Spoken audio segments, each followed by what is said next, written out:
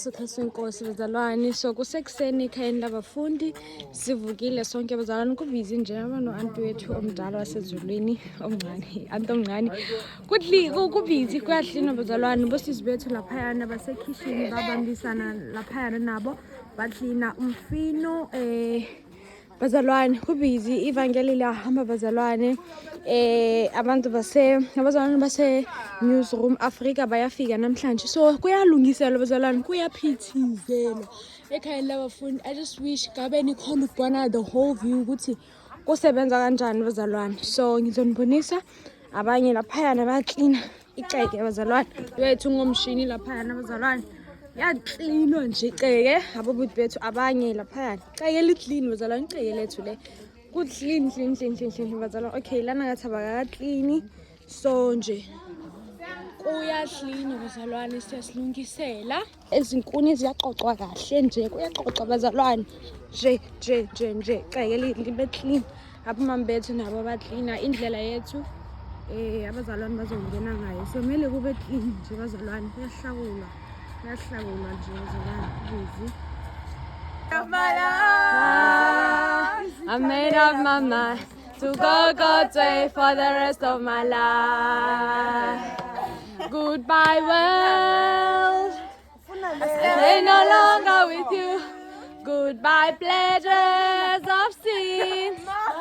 Nene fireplace kuclean bazalwane kucleaniwe nje.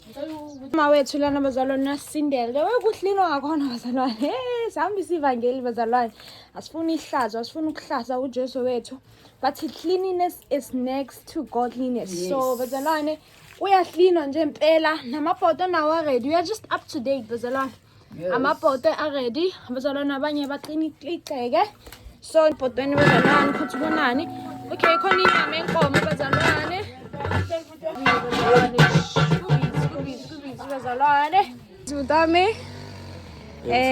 What's the word of the day namhlanje? The word of the day today, it's Proverbs 13 verse 20. Let's walk with the wise and become wise, for the companion of fools will suffer harm. So come dwell with us.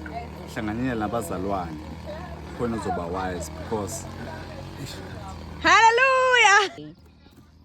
The word of the day. The word of the day is tempting goals. Tempting goals. Yes, trust in the Lord in all that you do. Amen. Hallelujah. Amen.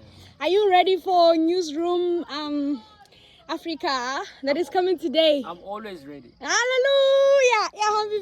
Hallelujah. Bazalwane. Cosima, what is the word of the day, Mother? Matthew 9.